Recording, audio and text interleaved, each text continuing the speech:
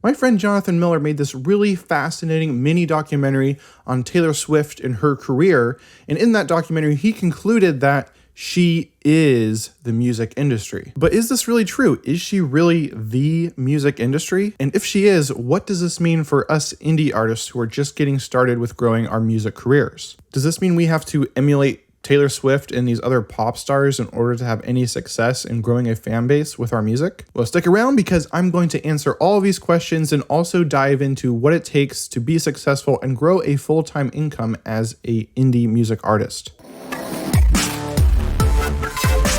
Hello, I'm Reagan Ram, and I got started making music way back in the early 2000s with a computer game called Sim Tunes, and I've been working full-time in digital marketing since 2015. Now I've decided to combine the two here on Orpheus Audio Academy, where I help indie music artists make better music and grow their fan base online. Now today we're talking all about growing a fan base, and if you're an indie artist who wants help growing their fan base, then be sure to click in the description below to grab my free fan base building formula guide. This will walk you through the 7 steps you need to master in order to build super fans and actually start creating an income or even a full-time income online from your music. Again, you can just click on that in the description below to sign up for that. It's completely free, or you can go to orpheusaudioacademy.com/fanbase. All right, let's dive into answering these Taylor Swift questions. Now, is the case that Jonathan makes in his video? Well, first off, it's a really cool video. I recommend you check it out. I'll link to that in the description below too if you want to see the full video that he put together yourself. But as I watched it, I kind of concluded that he came up with one real main reason why Taylor Swift is the music industry in his opinion, and that's because she has complete freedom and control. She has freedom over the direction of her music, right? She is involved in the writing of her music and the production. She can release anything she wants to, when she wants to, as evidenced by a lot of the surprise drops she does, where there's no real announcement or marketing ahead of time. She just, all of a sudden, her new album's out or her new single is out. So she has freedom in that way as well. And she's also going and making her own versions of her albums where she doesn't own the production rights to those anymore because it's been sold to other people in the industry. But she kind of devalued them or kind of went around that by re-releasing old albums and creating her own versions of her albums. And so to all that, I say that's pretty cool. That's really smart of her to do that. But does this mean that she is the music industry? Well, I think first off, we have to define what we are calling the music industry. What is the music industry? You know, if you just look up a definition, really the music industry is just anyone that works in music, anyone that has a job that involves music in some kind, whether it be writing, production, performing, and so on. But I would say that definition doesn't really paint the picture of what is going on today in our modern world, in the modern music industry, because really we're seeing a shift happening. It's already here. Not everyone is wise to it yet, but this has been happening for a long time now. And what's happening is we are moving into the age of the new music industry, and we're seeing the legacy, or what I call the legacy music industry, fall away. It's dying out, and it's just a matter of time before it completely falls by the wayside. It's clawing for life. It's trying to hang on, but it is disappearing fast. And so what is the legacy music industry? Well, it's basically the entire music industry before the invention of the internet, right? We're going to look back, if we aren't already aware of this, we're going to look back at the invention of the internet as maybe the greatest or most significant invention of maybe all time. Or at least one of the biggest, shifts in human history of all time is the invention of the internet. And this is just because of how it's disrupted basically life as we know it in every single industry.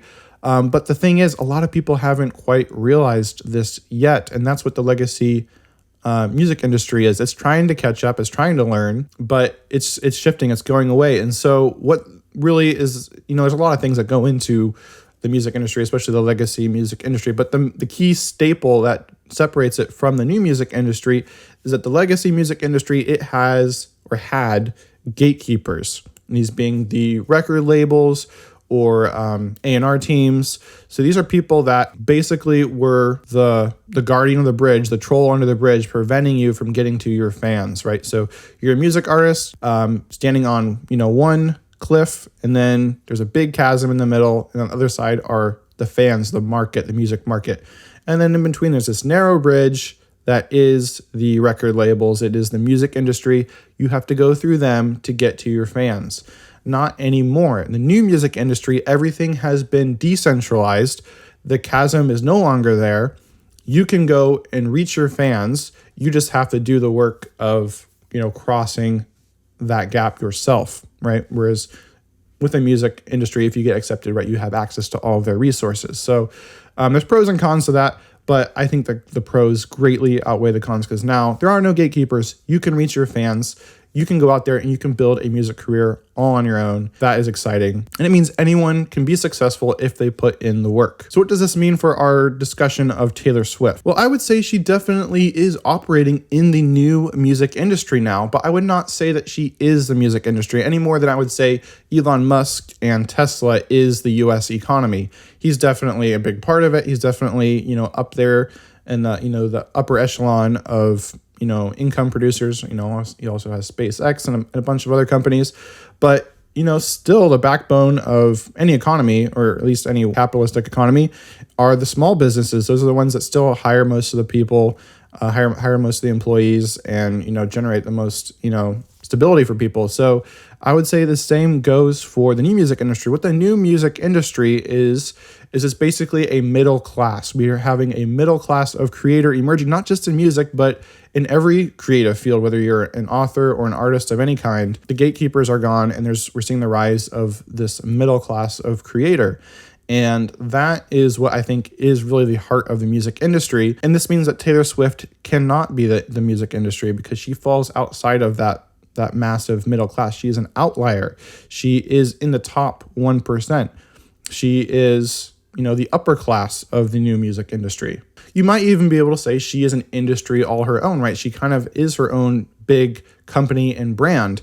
And, as we indie artists are trying to grow our own careers, we do want to emulate that aspect. We want to be building our brands, be building our image, and be kind of building up our own little industry around our music by having many different streams of income, which I'll get to in a second. But beyond that, I don't think we want to consider Taylor Swift the music industry. Here's why this matters, right? It's not just semantics, because we don't want to be necessarily emulating what we see Taylor Swift doing if we're wanting to build our careers as indie artists, because that can lead us into trouble because we don't, we're not in the upper class. We don't have the resources that she has. So therefore, if we try to implement the things we see her doing, we will not get the same results. We're not going to get the results we want. So I understand what Jonathan is getting at. He's highlighting the massive power and the unprecedented moves she's made in the music industry, which is pretty cool. But to that, I would say Taylor has moved out of the legacy music industry and into the new music industry. And to that, I say, welcome to the party, Taylor. So then what are the takeaways for us as indie artists, right? So we probably shouldn't be emulating everything we see Taylor Swift doing. For example, she can do a surprise drop, like I mentioned earlier. This is not a good idea for music artists, for indie music artists who are just getting started, because she already has a big fan base. She already has media reporting on everything she's doing. She's already a celebrity and a star. So she can just drop something and all of a sudden the whole world is going to blow up and pay attention. If you do that, you're going to hear crickets. Instead, you're going to be wanting to rely on tried and true marketing principles to build up a fan base, to build a buzz beforehand, and then do what's known in the business world as a product launch, in the music world, an album launch, where there's specific proven scientific steps you can follow to convert people into buyers and customers. Taylor Swift can also afford to dump tons of money into really fancy music videos, whereas this might not be the best idea for an indie artist. If you don't have a big budget, you have to really think, where am I going to put my money? And really, the first step is having really, high quality music. Taylor Swift has access to, the best recording studios, the best audio engineers, mixing producers, mastering producers, and so on, mastering engineers, but we don't have access to that. So if you have limited resources, first you gotta make sure your music is good. And then I think step 2 is focusing on marketing before you can really put a lot of time into making, a fancy music video. Right? If you're going to hire someone to help you make a fancy music video, that can be hundreds, thousands of dollars, really expensive. So you're better off just doing the best you can, making the best videos you can for your music, And by the way, that's an important clue right there. Videos, you should be making lots of content around each of your releases. So not just a music video, but see, how many more videos can you create around that release? Can you create a lyric video? Can you create a behind the scenes video? Can you maybe create a video podcast where you're talking about the meaning of your song and maybe tying that into what's going on in the culture today? Can you create an alternate version of that song, or maybe just a breakdown of how you produced that song or created it? And so by creating more content around each release, you now have more opportunities to promote your new song, right? Because this is a big problem that indie artists run into, right? You will release a song, you'll tell everyone, maybe you'll post on social media, hey, go check it out, go listen to it, go buy it, whatever. And then you kind of run out of things to talk about. You're like, well, what do I do now? Do I just keep telling people to go listen to it and buy it again? That can get kind of stale and, start to, bug people, or they'll start to lose interest. But if you keep having new things coming out, new pieces of content that are interesting, that share more angles, share more of the story of the song, that can help people get more invested and then want to listen to it more or buy it or whatever. If you're just dumping all your time and money into just one fancy music video and you put that out there, just because it's good quality doesn't mean it's going to spread far and wide and get you a ton of fans. It's better to just have more at-bats when you're an indie artist and have more pieces of content out there to potentially attract fans or engage the fans that you do have. So those are just a couple examples of why we don't necessarily want to emulate Taylor Swift and why I say she is not the music industry. Instead, we want to emulate other artists that are already having success, that are in the middle class of the new music industry. And we want to look at what are they doing, and we want to emulate them first. So I'd say set our goals more for entering that middle class and making a good, decent income from our music, generating passive income so you have more time freedom and, just more freedom to, work full-time on music and be able to just say that you're a full-time artist, right? Wouldn't that be awesome? Just being able to work full-time on your music and support yourself and pay the bills. That is definitely doable and definitely possible. So who am I talking about? Who are the people in the middle class? Well, there's tons and tons of artists out there, indie artists. They're having success, making full-time incomes, and you've probably never heard of them because they're smaller, right? You don't need to be a huge, pop star to make a great income from music. And this is because of the concept of 1,000 true fans, right? You only need 1,000 true fans. Or a true fan is someone that is super in love with you and your music, that they're willing to buy just about everything you put out. And so a super fan might spend $100 a year with you. And so if you have 1,000 true fans, you're making $100,000 a year from your music. So that's really all you need. And right, who's going to hear about anyone with 1,000 true fans? Right? Nobody, right? That's really small. And so some of the artists I'm talking about, one is Nicholas Jacobson Larson, and he is making about $35,000 to $50,000 a year, right? Wouldn't you like to be making that much from your music? And you've probably never heard of this person. There's also Dan Schmidt of Jamestown Story. He's making $50,000 to $75,000 a year. Same with Gabriel Douglas of The Four on the Floor. Then you have Gabriel Mann of The Rescues. He's making over $100,000 a year. I don't know exactly how much, but over $100,000 a year. Same thing with Rebecca De La Torre. She is doing the same, making over $100,000 a year from her music. Then we have Ron Pope, also making well over $100,000 a year from his music. And by the way, Spotify is actually his second biggest source of income. So you can actually make some decent income from Spotify.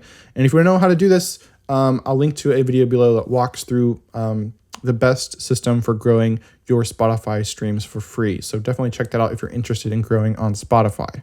We also have Peter Hollins, who is making well over six figures. I'm sure he's making multiple six figures. I don't know exactly how much he's making, but he is doing very well in the music industry, the new music industry. And we also have Leah McHenry, who is actually making millions in the new music industry. So how would you like to be a millionaire in the music industry and probably not even have anyone know who you are outside of your genre?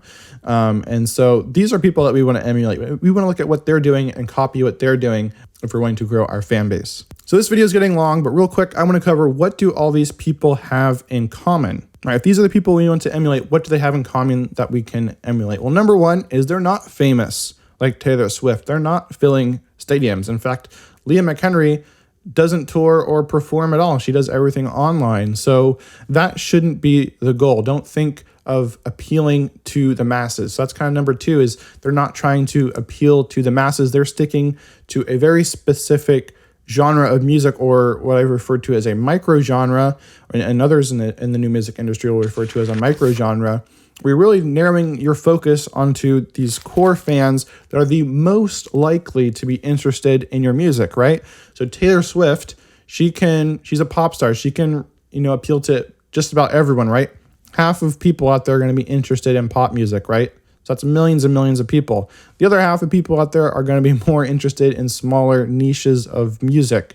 But that's okay, right? We only need those 1,000 fans or 2,000 fans or however many you want to get to be making a really nice income from music. So, for example, Nicholas Jacobson Larson that I mentioned, he makes film scores and concert music, right? That's probably not going to make you famous unless you're like John Williams or Hans Zimmer. Everyone needs this kind of music, right? This is a great niche to be in, actually, because there's all kinds of films out there or commercials or what have you, video games that you can make a great income from, and even if you're not, becoming famous, and make a great income. Then you have Peter Hollins, which just makes a cappella music, right? That's not pop. That's not appealing to the masses, but there is a hardcore, dedicated group of fans that like that kind of music, and that appeals to them. Then you have Leah McHenry, which might be the most niche of all, and she makes symphonic, Celtic, fantasy, metal music. There's a bunch of words for you that you probably thought wouldn't go together, but she makes it work because, again, she's appealing to that small group of super fans, right, that there's probably not a lot of people catering to. It's a smaller niche, and so she can be a big fish in a small pond and really stand out and really build a hardcore fan base. So let's see the final thing. The third thing that they all have in common is they have multiple streams of income. So for example, Ron Pope, his top 5 income streams in order are number 1, iTunes, right? Interesting. So people are buying actually digital downloads of his music, which a lot of people say people don't do. Maybe he's selling other things on iTunes. I don't know. Maybe he's including Apple Music in there. But number 2 is Spotify, right? So you actually can make money from Spotify, which a lot of people will bemoan and criticize Spotify, but it can actually be a legitimate source of income. He also generates sound exchange royalties. His 4th top stream of income is show income when he does do touring. And the number 5 is sync licensing. So getting his music in films or commercials. And this doesn't even count that he sells other things like merch and sheet music to his fans. So he probably has a lot more streams of income, but those are just his top 5. If you look at Leah McHenry, again, she's 100% on online, and she sells digital music, physical music, merch, and a whole lot more, including she also teaches music marketing. She has a whole separate brand for that. And then she also created a fantasy candle company that's now generating over $1 million a year in revenue. So, right, she already had that built-in fantasy Celtic fan base. And so she created, fantasy Celtic inspired candles with, with like Lord of the Rings scents and things like that. So again, that's a natural fit, and it was related to something else that her fans would already like. And so she built a massive business from that, which I don't know, might be making more money than her music. I don't know.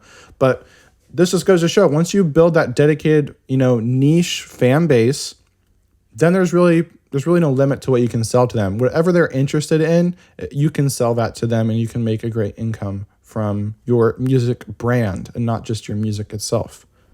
And so these are really the 3 things that this new middle class has in common. They're not famous.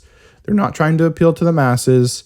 And they have multiple streams of income to monetize the fan base that they do have. Is Taylor Swift the music industry? No, she is not. Definitely not. It's the indie artists who are succeeding in this new middle class, the new music industry, who are the real music industry. These are regular, ordinary people just like you and me. So if you want to join the new music industry, if you want to enter the middle class of music artists, then again, be sure to grab my free guide in the description below. That is my fan base building formula guide.